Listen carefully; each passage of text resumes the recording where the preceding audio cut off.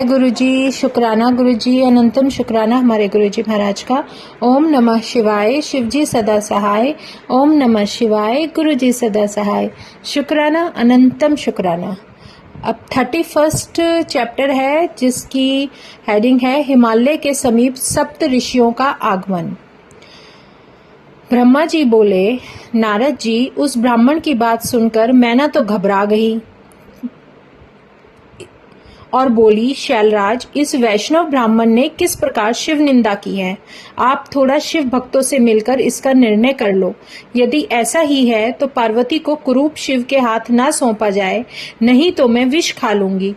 इस प्रकार कहते कहते मैना रोने लगी। इधर श्री महादेव जी ने कैलाश पर पहुंचकर सप्त ऋषियों का स्मरण किया। सप्त ऋषि कल्प वृक्ष की भांति शीघ्र ही वहां पहुंच गए। तब उन्होंने कहा, प्रभो आज्ञा करो। उस समय सिद्ध मूर्ति अरुंधति भी साथ में थी। सदाशिव उनकी प्रार्थना सुनकर बोले, ऋषियों, पापी तारकासुर देवताओं को अत्यंत पीड़ा पहुंचा रहा है। ब्रह्मा जी उसे वर दे चुके हैं और पार्वती जी ने भी मुझे पाने के लिए घोर तपस्या की है। उसकी इच्छा अनुसार वर देना कर्तव्य है। इन बातों से मैं पार्वती जी के साथ विवाह करना चाहता हूँ। इससे पूर्व मैं भिक्षुक रूप धारण कर हिमालय के पास गया। उन्होंने मुझे पर ब्रह्म जाना और अपनी कन्या देने के लिए वे तैयार हो गए। उसके बाद देवताओं के प्रार्थना करने पर फिर मैं ब्राह्मण का रूप धारण कर हिमालय के पास गया। मैंने अपनी निंदा अपने आप ही कर डाली, जिससे वे मुझसे घृणा करने लग गए। अब तो मेरे साथ पार्वती का विवाह भी नहीं करना चाहते।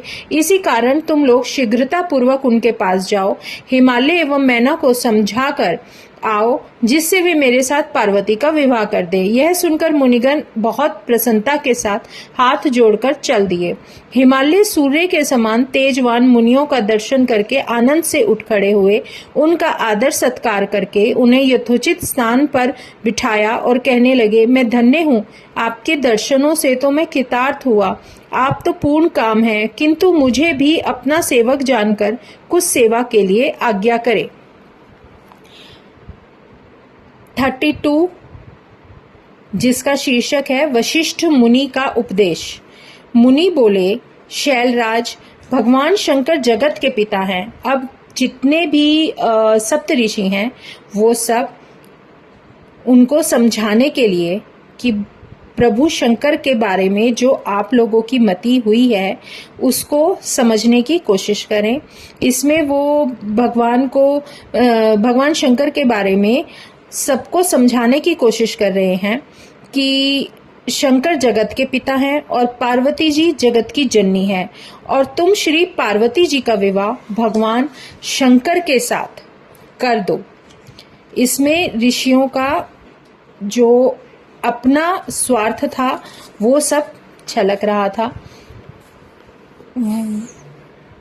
सब ऋषि मिलकर हिमालय और मैना को समझाने की कोशिश कर रहे हैं। ऋषियों के वचन सुनकर हिमालय बोले, ऋषिगण, आप लोग सत्य कह रहे हो, किंतु अभी सभी वैष्णव ब्राह्मण ने आकर मुझे शिव के दोष बताकर शिव के साथ पार्वती के विवाह की मनाही कर दी है, जिससे पार्वती जी की माता कोप भवन में चली गई हैं। वह कहती हैं कि अपनी पार्वती का विवाह शिव के साथ बिल्कुल भी नहीं करूंगी और मेरा भी ज्ञान भ्रष्ट हो चुका है। ब्रह्मा जी बोले, नारद जी, इस प्रकार इतनी बातें सुनकर सप्त ऋषियों ने अरुंधति को मैना के पास भेजा। वहां पहुंचकर अरुंधति ने देखा मैना शोक में मूर्छित होकर पड़ी हुई हैं। अब अरुंधति उससे वचन कहने लगी, मैना, उठकर बैठ जाओ। तुम्हारा कल्याण करने के लिए अरुंधति के साथ सप्त ऋषि पधारे हैं। तब मैना खड़ी हो गई। उसने सामने श्री अरुंधति को देखकर नमस्कार किया और बोली, यह मेरा भाग्य है, न मालूम किस जन्म के पुण्य उदय हुए हैं, जिससे मेरे घर श्री वशिष्ठ जी की पत्नी अरुंधति जी पधारी हैं। आज्ञा करे, मैं आपकी क्या सेवा करूं। ब्रह्मा जी बोले, नारद जी, तब तो श्री अरुंधति जी ने मैना को भांति भांति प्रकार से भगवान शंकर के विषय में अनेक प्रकार से समझाया। इस प्रकार समझाकर वह ऋषियों के पास आई। उधर ऋषिगण भी हिमालय को समझा रहे थे। वे कह रहे थे कि शैलराज अपनी पुत्री पार्वती जी को श्री महादेव जी को अर्पण करके भगवान के श्वसुर होने का सौभाग्य प्राप्त करो। भगवान महादेव परम योगी हैं, वे तो विवाह करना ही नहीं चाहते, किंतु तारकासुर के नाश के लिए उन्हें देवता गण प्रार्थना करके विवाह को बाध्य कर रहे हैं। इसी कारण तुम्हारी कन्या ने भी घोर तपस्या द्वारा उनसे यही वर मांगा कि आप ही मेरे पति बनो। हिमालय बोले, हे ऋषियों, मैं चाहता हूँ कि पुत्री तो राजपुत्री है, राजाओं जैसा सुख भोगती है, किंतु शिवजी के घर तो स्वर्ण, धन, वैभव आदि कुछ भी नहीं, वहां तो भोजन पदार्थ भी नहीं दिखाई देते। यह कन्या वहां जाकर क्या खाएगी, क्या सुख भोगेगी? अब आप ही बातों पर विचार करें। वशिष्ठ जी बोले, शैलराज, तुम शिव स्वरूप को जानती ही नहीं। उनका धनपति कुबेर सेवक है, उसके यहाँ धन की कौन सी कमी है जो सारे संसार की उत्पत्ति, पालन तथा संहार करते हैं। उन्हें भोजन का क्या दुख है? ब्रह्मा विष्णु जी उनके अंग हैं। उन्होंने मुख से सरस्वती, वक्ष स्थल से लक्ष्मी एवं अपने तेज से शिवा प्रकट की है। भला उन्हें दुख कैसे हो सकता है? तुम्हारी कन्या तो कल्प कल्प में उनकी पत्नी होती रही है एवं आगे भी होती ही रहेगी। अपनी कन्या सदाशिव को अर्पण कर दो। तुम्हारी कन्या के तप करते समय देवताओं की प्रार्थना करने से सदाशिव तुम्हारी कन्या के समीप पहुंचे और उसे वर दे दिया। तुम्हारी कन्या के ही कथन से शिवजी तुमसे कन्या मांगने तुम्हारे घर पधारे और सदाशिव को प्रसन्न होकर उस समय तुमने अपने लिए वचन दे दिया था। अब उन वचनों से हट रहे हो, यह उचित नहीं है। यदि प्रेम से तुमने उनको कन्यादान ना दिया तो भगवान शंकर बलपूर्वक तुम्हारी कन्या से विवाह कर लेंगे। शैलेंद्र, यह समझ लो, इसमें तुम्हारा एक शिखर नहीं रहेगा। इससे पहले इंद्र द्वारा पंख काट लिए गए हैं, अब अपने शिखरों को भी नष्ट करना चाहते हो। शैलेंद्र, केवल कन्या के कारण अपना कुल क्यों नष्ट कर रहे हो? कुल की रक्षा के लिए एक का त्याग कर देना अच्छा होता है, ऐसा नीति शास्त्र कहते हैं। देखो, अनरण्य राजा ने भयभीत होकर अपनी पुत्री ब्राह्मण को दे दी और अपनी संपत्ति तथा परिवार की रक्षा कर ली। अनरण्य राजा की कथा 33 चैप्टर अनरण्य राजा की कथा। इसमें अब एक राजा के कथा सुनाई जा रही है। ब्रह्मा जी बोले, नारद, अनरण्य राजा की बात सुनकर हिमालय पूछने लगे, महर्षि, अनरण्य राजा की पूरी कथा सुनाइए। वशिष्ठ कहने लगे, पर्वतराज, इंद्रा सावर्णी नाम का जब 14वां मनु हुआ था है, उसी के वंश में राजा अनरण्य हुए हैं। वह भगवान शंकर के बहुत प्रिय भक्त थे। 7 द्वीपों पर इनका राज्य था। इन्होंने ही अपने कुल में भृगु जी को आचार्य बनाकर 100 यज्ञ किए थे। इनकी 5 रानियां थीं, 100 पुत्र तथा लक्ष्मी के समान परम सुंदरी पद्मा नाम की एक कन्या थी। यह कन्या राजा तथा रानियों को बहुत प्यारी थी। राजा बड़े उदार आत्मा थे। एक बार सब देवताओं ने कहा, आप इंद्र के समान सिंहासन पर बैठकर स्वर्ग का राज्य करो, किंतु इन्होंने स्वीकार नहीं किया। जब इनकी परम प्रिय कन्या विवाह के योग्य हुई तो उन्होंने उसके वर की खोज के लिए चारों ओर पत्र भेजे। चारों ओर वर की तलाश होने लगी। इतने में तप करके लौटते हुए पिप्लाद ऋषि ने वन में एक मनुष्य को अपनी स्त्री के साथ विहार करते देख लिया। ऋषि के मन में भी वही काम जाग गई। स्त्री किस प्रकार प्राप्त हो, यही विचार करते करते ऋषि अपने स्थान पर पहुंचे। कुछ समय के बाद एक दिन पिप्लाद पुष्पभद्रा नामक नदी पर स्नान करने गए। वहां अनरण्य की परम सुंदरी कन्या भी आई हुई थी। उसकी सुंदरता को देखकर वे मोहित हो गए। ऋषि ने कन्या के आसपास खड़े हुए मनुष्यों से उसका परिचय पूछा। उन लोगों ने कहा, अनरण्य राजा की पद्मा नाम की कन्या है। आपका मन इस पर मुग्ध हो गया है क्या? जानकर राजा से मांग क्यों नहीं लेते? इस प्रकार के हास्य युक्त वचन सुनकर मुनि राज लज्जित हो गए और अपने दिल में इच्छा लेकर राजा के पास गए। उसके बाद स्नान, नित्य कर्म, शिव पूजन आदि सब करके पिप्लाद राजा अनरण्य की सभा में चले गए। राजा ने मुनि को देखकर प्रणाम किया और विधिवत पूजन करके उनको आसन पर बिठाया। ऋषि से सेवा पूछी। ऋषि ने राजा से उनकी कन्या की याचना की। इतना सुनकर राजा चुप हो गए। कुछ क्षण के बाद ऋषि बोले, राजन, अपनी कन्या शीघ्र ही मुझे दे दो, नहीं तो कुल के साथ तुमको क्षण भर में यहीं भस्म कर दूंगा। इस प्रकार मुनि के कहने पर राजा रोने लग गए। रानियां, नौकर, चाकर सब रोने लगे।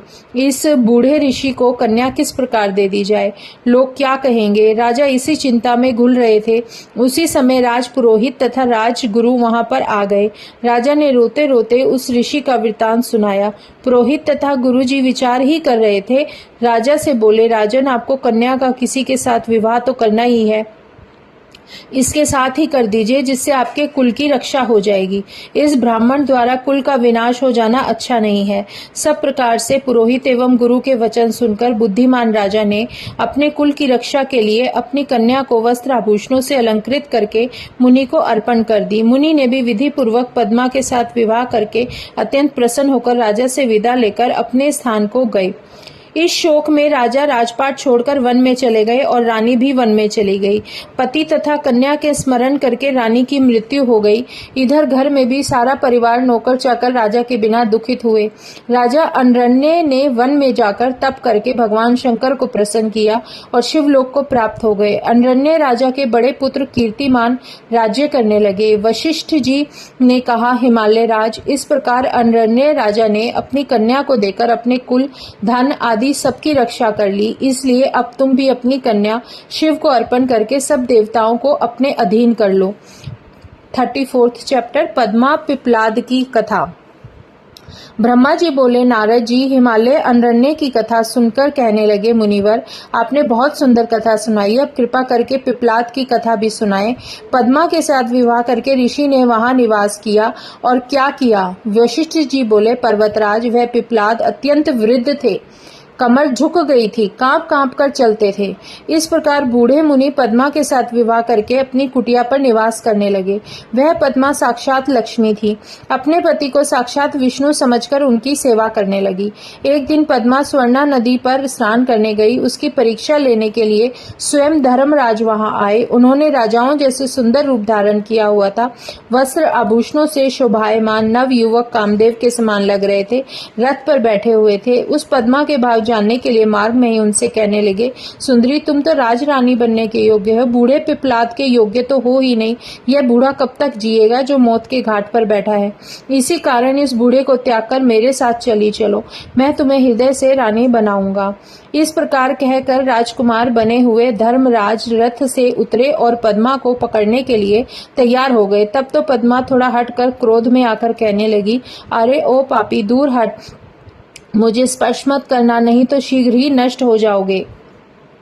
तुम कामदेव से अंधे होकर मेरा पतिव्रत धर्म नष्ट करना चाहते हो। अपने परम पूज्य महातेजस्वी महर्षि पिप्लाद को त्याग कर स्त्री लंपट महाकामी दुराचारी तुम्हारे साथ क्यों चलूं? याद रख मूर्ख, यदि तुम बुरे भाव से देखोगे तो शीघ्र ही नष्ट हो जाओगे। ब्रह्मा जी बोले, नारद जी, इस प्रकार पद्मा ने जब उसे शाप दे दिया तो उसने अपनी राजाओं जैसा रूप त्याग दिया और अपने धर्म के रूप में आकर कांपते कांपते बोला, माता, मैं धर्म हूँ, जो कि ज्ञानियों के गुरु का भी गुरु हूँ। मैं वहीं हूँ, सदा पर स्त्रियों को अपनी माता मानता हूँ। मैंने तो केवल आपकी परीक्षा के लिए यह सब कुछ किया है। मैंने आपकी पतिव्रत धर्म की भली भांति परीक्षा कर ली है। मैंने यह कोई अनुचित कार्य नहीं किया था। मुझे ईश्वर ने इसलिए प्रकट किया है कि धर्मात्मा पुरुष धर्म संबंधी परीक्षा लेकर उन्हें धर्म में दृढ़ करता रहूं। अब आपने मुझे शाप दे ही डाला है तो इसका क्या होगा? नारद जी, धर्मराज इतना कहकर पद्मा के पतिव्रत धर्म से प्रसन्न होकर चुपचाप खड़े हो गए। तब पद्मा अरण्य की पुत्री आश्चर्य से आकर कहने लगी, धर्मराज, तुम तो समस्त जीवों के कर्मों के साक्षी हो। मेरी परीक्षा के लिए ऐसा ढोंग क्यों रचा? अब इसमें मेरा क्या वश है? मैं आपको शाप तो दे चुकी हूँ, मेरा शाप अन्यथा तो हो नहीं सकता। अस्तु धर्म, तुम 4 पद वाले हो। सतयुग में तुम्हारे 4 पाद रहेंगे, त्रेता में 3 पाद होंगे और द्वापर में 2 होंगे।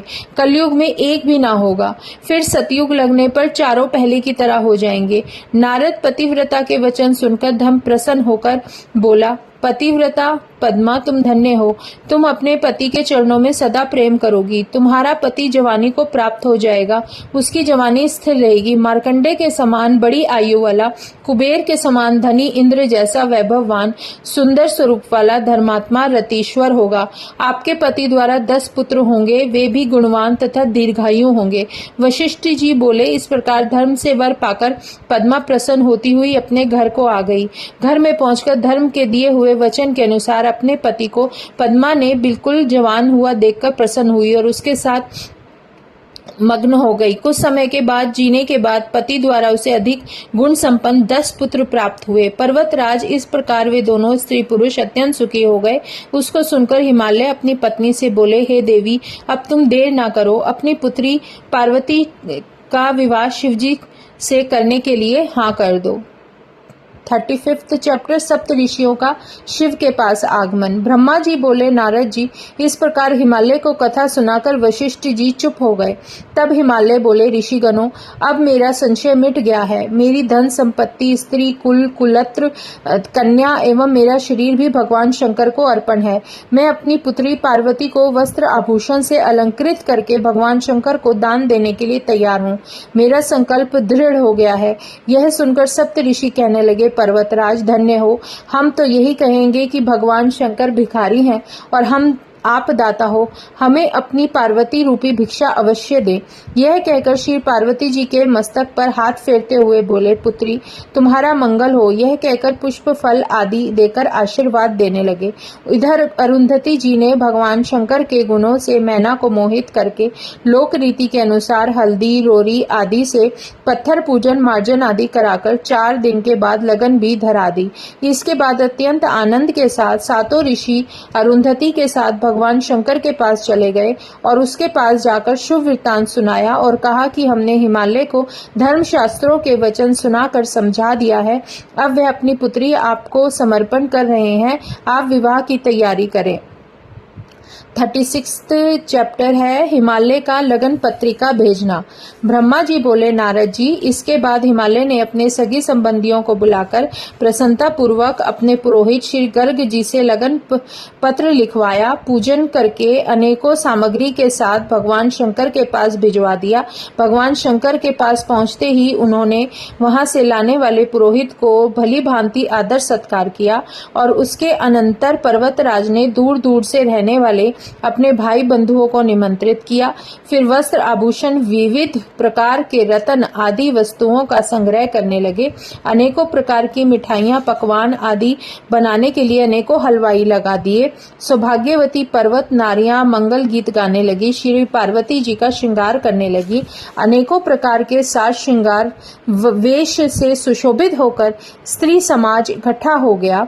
लोकोचार रीतियां होने लगी। हिमालय से निमंत्रित होकर परिवार के साथ सभी पर्वत वहां पहुंच गए।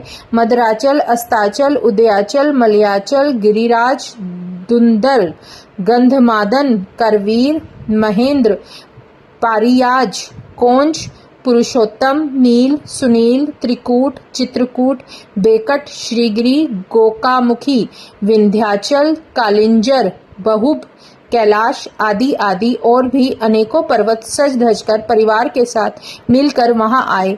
इसी प्रकार शौण, भद्रा, नर्मदा, गोदावरी, यमुना, ब्रह्मपुत्र, सिंधु, पिपासा, चंद्रभागा, भागीरथी, गंगा आदि नदियां भी दिव्य रूप धारण कर वस्त्र अलंकारों से विभूषित होकर सदाशिव विवाह देखने के लिए हिमालय के यहाँ आई। हिमालय ने उनका सत्कार किया तथा सुंदर स्थानों पर उनके ठहरने का प्रबंध किया। जय गुरु जी, शुक्राना गुरु जी, अनंतम शुक्राना हमारे गुरु जी महाराज का। अब शिवपुराण में 36 चैप्टर पार्वती खंड के पूरे हो चुके हैं। शुक्राना गुरु जी का। ओम नमः शिवाय, शिव जी सदा सहाय। ओम नमः शिवाय, गुरु जी सदा सहाय। शुक्राना, अनंतम शुक्राना।